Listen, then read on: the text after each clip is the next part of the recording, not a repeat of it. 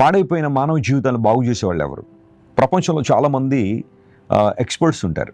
పాడైపోయిన టీవీలు బాగు చేస్తారు, పాడైపోయిన కంప్యూటర్స్ బాగు చేసేవాళ్ళు ఉన్నారు, పాడైపోయిన ఇళ్ళు బాగు చేసే టీమ్స్ ఉన్నాయి, లేదా పాడైపోయిన బ్రిడ్జిలు బాగు చేస్తారు, పాడైపోయిన వస్తువులు బాగు చేసేవాళ్ళు ఉన్నారు. కానీ ఒక సూటి ప్రశ్న, చెడిపోయిన పాడైపోయిన మానవ హృదయాన్ని బాగు చేయగల సామర్థ్యం ఈ ప్రపంచ చరిత్రలో ఎవరికి ఉంది? చెడిపోయిన మనిషిని ఎవరు బాగు చేస్తారు? ఒకవేళ శరీరానికి రోగం వస్తే ఆ రోగాన్ని బాగు చేయడానికి డాక్టర్లు ఉన్నారేమో కానీ జీవితం పాడైపోతే బాగు చేసేవాళ్ళు ఎవరున్నారు?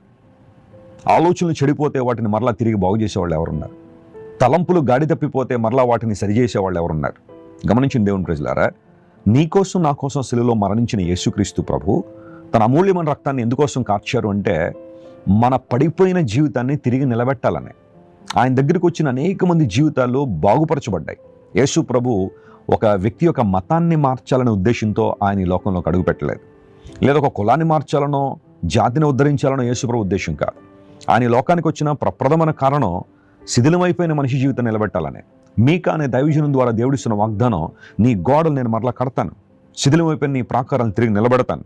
ఏ ఆనందాన్ని అయితే నువ్వు కోల్పోయావో, ఏ సంతోషాన్ని అయితే నువ్వు కోల్పోయావో, ఏ మనశ్శాంతిని అయితే నువ్వు కోల్పోయావో, ఏ సంబంధ బాంధవ్యాలను అయితే విచ్ఛిన్నం చేసేసుకున్నావో నీ మూర్ఖత్వాన్ని బట్టి దేవుడు మరలా వాటిని నిలబెట్టబోతున్నాడు. Praise the Lord, hallelujah.